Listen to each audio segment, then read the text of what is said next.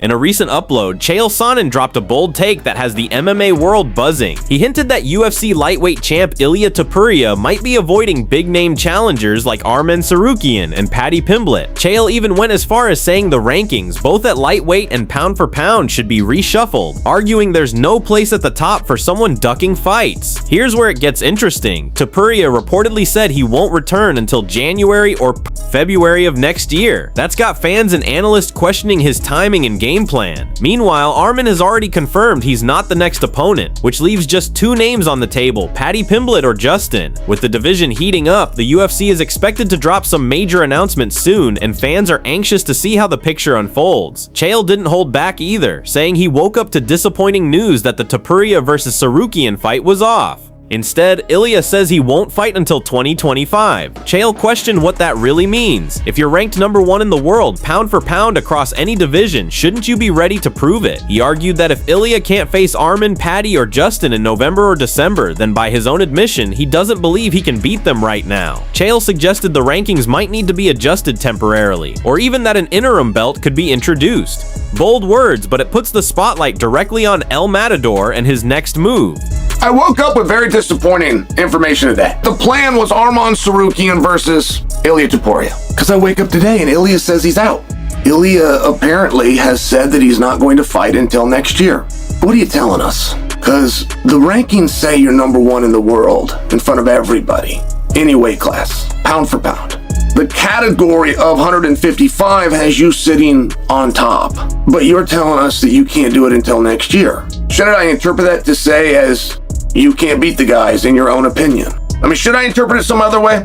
Regardless of who the opponent was, let's say it's Tsarukyan, let's say it's Paddy, let's say it's Justin Gaethje. We know for sure it's one of those three guys, and you're telling me you can't beat him in November, and you're telling me that you can't beat him in December. Don't I need to take you at your word, and don't I need to adjust the rankings accordingly, at least for now? Do I need to look a little further into bringing in an interim championship? Alex Pereira has fired back at Magomed Ankalaev ahead of their massive UFC 320 rematch. The light heavyweight champ revealed he's been rewatching their first fight closely, identifying mistakes he's now correcting in camp. But Pereira warned fans not to trust the footage he posts online, saying it only shows about 5% of what he's truly preparing. Some critics tried reviving the old storyline, questioning if his traveling and side ventures were distracting him. Pereira quickly shut that down.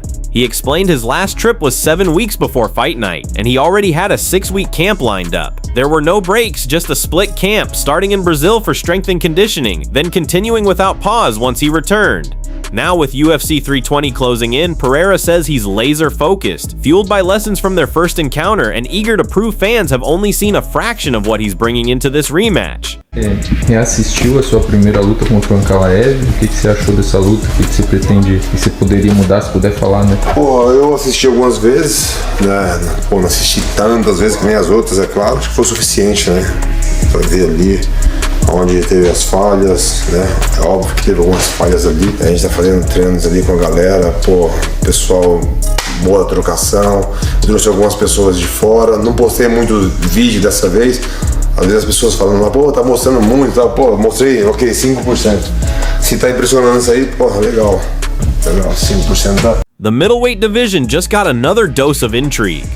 Khamzat Chimaev's coach has confirmed that when Khamzat and Reinier De Ridder trained together, it wasn't just friendly sparring, it turned into an all-out brawl. This came to light after De Ridder's recent interview where he admitted they only did stand-up sparring, not grappling. Russian media pressed Chimaev's striking coach about it, asking if he was present. He admitted he wasn't there in person, but later watched the footage, and according to him, it showed some very interesting exchanges. He stopped short of spilling details, saying what happens in the gym stays in the gym, but his comments basically confirmed De Ridder's story. Fans are now left wondering what really went down in those sessions. With Chimaev sitting on the middleweight throne and De Ridder climbing into the top 5, this behind-the-scenes clash only adds more fuel to the idea of a future showdown. We didn't do a lot of jiu-jitsu, we did a lot of sparring, shoot boxing, and some wrestling against the cage. I'm not that guy. I'm not gonna tell you exactly what happened, but it was, I didn't do bad. Let's keep it at that. Я видел полное видео. Ну и это действительно был спарринг, который во что-то жесткое, да, перерос? Слушай, это тоже такое, что если никто не выкладывает, если никто ничего не говорит, я тоже ничего об этом говорить. Но мы просмотрели видеозапись с камер, что там было, и было интересно. Just days ago, Khamzat Chimaev was in Georgia visiting his friend Guram Kutalad. The reception was wild. Fans showered him with love and he was even gifted a Ferrari by locals. But things took a sharp turn when a Georgian journalist asked him a heated political question. For context, Chimaev is from Chechnya in the Caucasus. Georgia is also in the Caucasus, and Khamzat has often spoken respectfully, even calling Georgia the heart of the Caucasus. The issue is Chechen leader Ramzan Kadyrov, who has close ties to both Chimaev and Russian President Vladimir Putin. Back in 2008, Russia invaded Georgia and occupied Abkhazia, a tragedy still fresh in Georgian memory. Almost the entire world recognizes Abkhazia as Georgian territory, but Russia does not. So when the journalist asked Chimaev if Abkhazia belongs to Georgia, things got tense. Instead of doubling down on unity, he dodged the question, even after being pressed multiple times. That hesitation sparked a backlash among Georgian fans who had just welcomed him as a hero. Что Абхазия это Грузия? Откуда мне знать, я не политик. Ваш друг Кадиров поддержал оккупацию Грузии. Он считает, что Россия не вторгалась в Грузию в 2008 году. Вы как считаете? Вторглась Россия в Грузию или нет? Откуда мне знать? Я не политик, я спортсмен. Ну, у спортсменов же есть свое мнение. По спорту могу ответить, а по политику это ваше дело. У вас же есть свое мнение? Абхазия это Грузия или нет? Скажите, пожалуйста. Грузия это Грузия, Абхазия не знаю.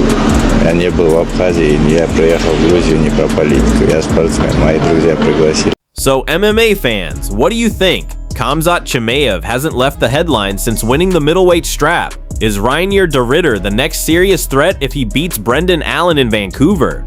Or should Nursultan Imavov be the rightful #1 contender after his win over Caio Borralho?